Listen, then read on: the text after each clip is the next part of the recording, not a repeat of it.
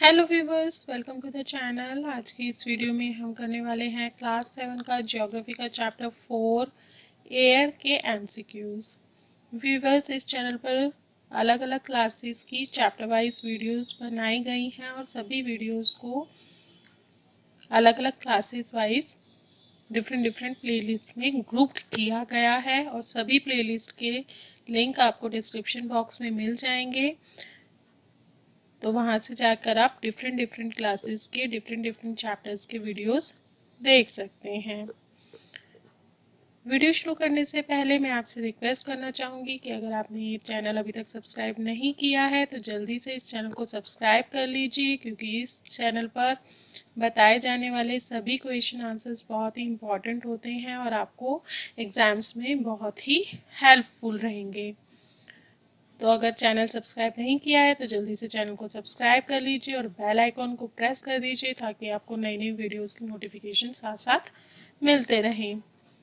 साथ ही फ्रेंड्स के साथ में, रिलेटिव्स के साथ में ज़्यादा से ज़्यादा वीडियो को शेयर कीजिए ताकि वो लोग भी इन वीडियोस से बेनिफिट ले सके और मुझे भी मोटिवेशन मिलता रहे ऐसी और अच्छी अच्छी वीडियोस बनाने के लिए।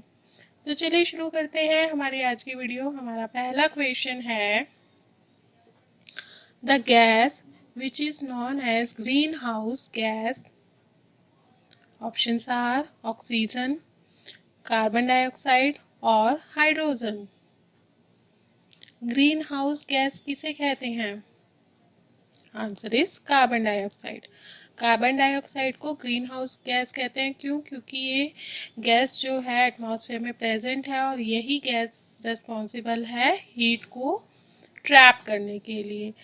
एटमॉस्फेयर, अर्थ के ऊपर जो एटमॉस्फेयर है वो हीट को ट्रैप कर लेता है, तभी अर्थ का जो एटमॉस्फेयर है वो ना ज़्यादा ठंडा रहता ना ज़्यादा गर्म होता। नहीं तो दिन में बहुत ज़्यादा गर्म हो जाता सनरेज की वजह से और रात को बहुत ज़्यादा ठंडा हो जाता। लेकिन ऐसा नहीं होता क्योंकि कार्बन डाइऑक्साइड एयर जो हीट है उसको ट्रैप कर लेती है और अर्थ के टेम्परेचर को मेंटेन रखती है। Next question is, what causes global warming? Options are increasing level of nitrogen in atmosphere or increasing level of oxygen in atmosphere or increasing level of carbon dioxide in atmosphere. कौन सी gas का level increase हो रहा है atmosphere में जिसकी वजह से global warming हो रही है? Answer is increasing level of carbon dioxide in atmosphere. Carbon dioxide का जो लेवल है वो इंक्रीज हो रहा है क्योंकि कार्बन डाइऑक्साइड ही रिस्पॉन्सिबल है हीट एनर्जी को ट्रैप करने के लिए। और अगर इसका एटमॉस्फेयर में इसका लेवल बढ़ जाएगा तो क्या होगा, ज़्यादा से ज़्यादा हीट एनर्जी ट्रैप हो पाएगी अर्थ के एटमॉस्फेयर में, और जितनी ज़्यादा हीट एनर्जी ट्रैप होगी उतना ही ज़्यादा अर्थ का टेम्परेचर बढ़ेगा, जिसकी वजह से क्या होगा, जो पोलर एरियाज में बर्फ जमी हुई है वो मेल्ट हो जाएगी और मेल्ट होने से सी लेवल इंक्रीज हो जाएगा। और सी लेवल इंक्रीज होने से तो आपको पता ही है कि क्या होगा, जो अर्थ का जो पार्ट, कॉन्टिनेंट्स जो है वो सारे डूब जाएंगे, वाटर सबमर्ज हो जाएंगे, पानी में डूब जाएंगे। ठीक है ना?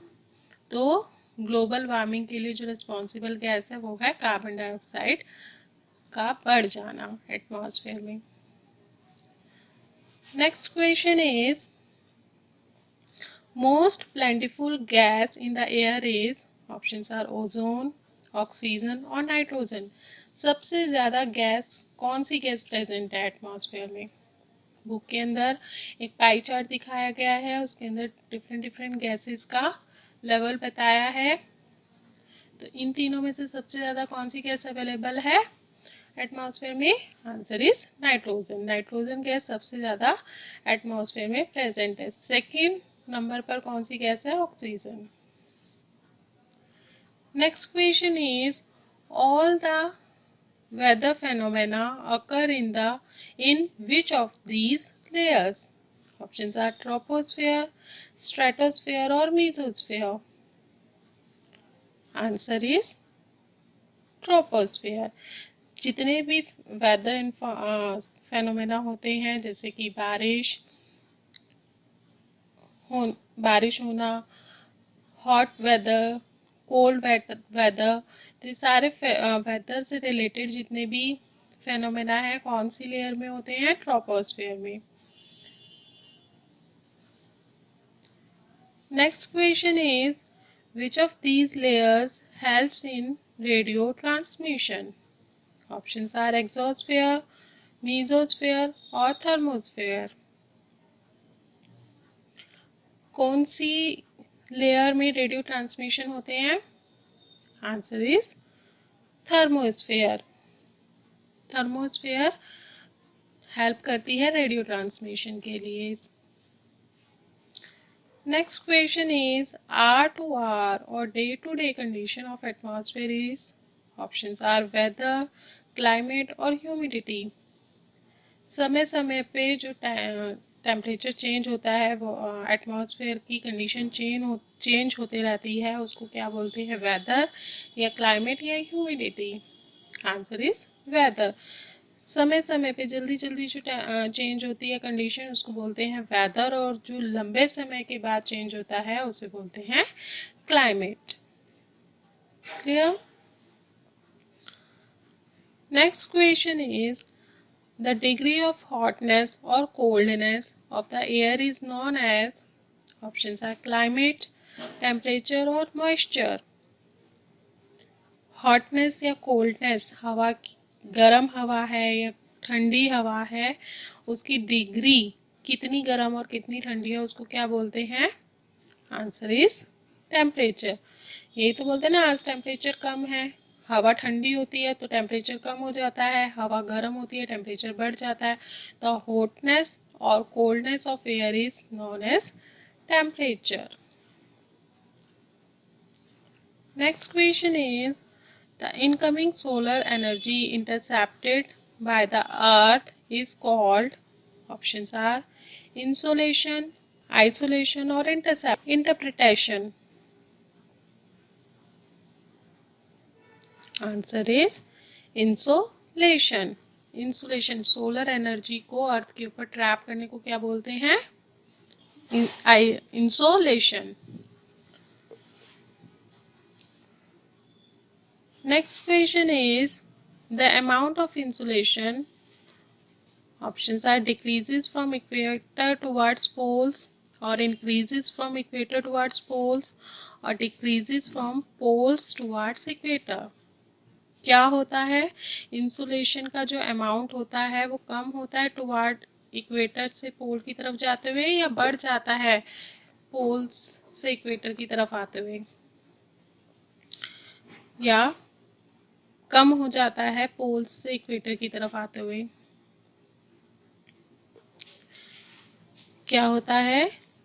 इक्वेटर से जब हम पोल्स की तरफ जाते हैं तो डिक्रीज होता रहता है इंसुलेशन, क्योंकि सनरेज, सबसे ज़्यादा सनरेज जो होती हैं डायरेक्ट कहाँ पर पड़ती हैं? इक्वेटर पर पड़ती हैं, और धीरे धीरे जैसे जैसे हम दूर जाते जाते हैं इक्वेटर से, सनरेज स्लैंट होते जाते हैं, तो उनकी जो हीट एनर्जी होती है वो कम होते जाती है, तो इंसुलेशन का जो लेवल है वो डिक्रीज होता रहता है। तो आंसर क्या हुआ? Decreases from equator towards poles. Equator से पोल्स की तरफ हम जाते हैं तो इंसुलेशन का जो अमाउंट है वो डिक्रीज होते जाता है। Next question is hot and dry wind of northern plains of India, loo, is an example of, options are permanent wind, seasonal winds और local winds. Answer is local winds. जो local winds होती हैं उसका example है लू। Local winds कौन सी होती हैं? जो कि कुछ समय के लिए किसी पर्टिकुलर एरिया में बहती हैं। तो लू जो है वो नॉर्दर्न प्लेन्स में रहता है, और कब रहती है लू? जब समर सीजन होता है, जून जुलाई के महीने में बहुत ज़्यादा लू चलती है, ठीक है ना। तो ये क्या है? कुछ समय के लिए रहती है, परमानेंट तो नहीं है ना, कुछ समय के लिए रहती है और सिर्फ कुछ पर्टिकुलर एरिया में रहती है, नॉर्दर्न प्लेन्स के एरिया में रहती है, तो इसलिए इसको लोकल विंड कहते हैं। ये लोकल विंड का एग्जाम्पल है। Next question is which of the following gases protect us from harmful sun rays? Options are carbon dioxide, nitrogen और ozone. Answer is ozone. Atmosphere के अंदर जो ओजोन लेयर प्रेजेंट है वो हमें क्या करती है, हार्मफुल सनरेज से बचाती है। अल्ट्रावायलेट रेज जो आती हैं सन से, उनसे हमें प्रोटेक्ट करती है। Next question is the most important layer of the atmosphere is, options are troposphere, thermosphere और मेसोस्फेयर। Answer is troposphere. सबसे ज़्यादा इंपॉर्टेंट लेयर कौन सी है, ट्रोपोस्फेयर, क्योंकि यहीं पर सारे वेदर फेनोमेना होते हैं, यहीं पर एटमॉस्फेयर प्रेजेंट है जिसमें कि ऑक्सीजन प्रेजेंट है और ऑक्सीजन ब्रीदिंग के लिए बहुत ज़्यादा ज़रूरी है। कार्बन डाइऑक्साइड प्लांट्स के लिए ज़रूरी है। तो सारी गैसेस ट्रोपोस्फेयर में ही प्रेजेंट है। तो सबसे ज़्यादा इंपॉर्टेंट जो लेयर है वो ट्रोपोस्फेयर है। Next question is which of the following layers of the atmosphere is free from clouds? Options are troposphere, stratosphere और mesosphere. Answer is जो लेयर है वो फ्री फ्रॉम क्लाउड्स मानी जाती है, क्यों इसी वजह से यहाँ पर जो प्लेन्स हैं वो इजीली फ्लाई कर पाते हैं। एरोप्लेन्स इसी लेयर में फ्लाई करते हैं क्योंकि ये फ्री फ्रॉम क्लाउड्स होती है, तो आसानी से एक जगह से दूसरी जगह चले जाते हैं without any disturbance. Next question is as we go up the layers of the atmosphere, the pressure, options are increases, decreases और remains same. जैसे जैसे हम लेयर्स में ऊपर की तरफ जाते हैं, जैसे ट्रोपोस्फेयर, फिर स्ट्रेटोस्फेयर, फिर मेसोस्फेयर, फिर थर्मोस्फेयर और फिर सबसे लास्ट में एक्सोस्फेयर। तो जैसे जैसे हम ऊपर की तरफ जाते हैं लेयर्स में, तो प्रेशर पर क्या इफेक्ट पड़ता है, वो इंक्रीज होता है, डिक्रीज होता है या सेम रहता है? Answer is decreases. प्रेशर सबसे ज्यादा कब होता है, नीचे ग्राउंड में, सी लेवल पर। जब हम सी लेवल पर जाते हैं तो सबसे ज़्यादा प्रेशर होता है, और जैसे जैसे हम ऊपर जाते जाते हैं तो प्रेशर डिक्रीज होते जाता है। Next question is when precipitation comes down to the earth in liquid form it is called, options are cloud, rain और snow. Answer is rain.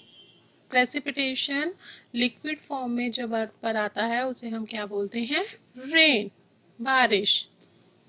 Clear? That is all for today. I hope आपको ये video पसंद आई होगी। आपको ये video कैसी लगी comment box में कमेंट करके जरूर बताइएगा। अगर आपको ये वीडियो पसंद आई हो तो प्लीज़ इस वीडियो को लाइक कर दीजिए, फ्रेंड्स के साथ में ज़्यादा से ज़्यादा शेयर कर लीजिए, और अगर चैनल को सब्सक्राइब नहीं किया है तो जल्दी से चैनल को सब्सक्राइब कर लीजिए, साथ ही बेल आइकन को प्रेस कर लीजिए ताकि आपको नई नई वीडियोस की नोटिफिकेशन साथ साथ मिलते रहे। फिर मिलेंगे एक नई वीडियो में एक नए चैप्टर के साथ, तब तक के लिए बाय बाय।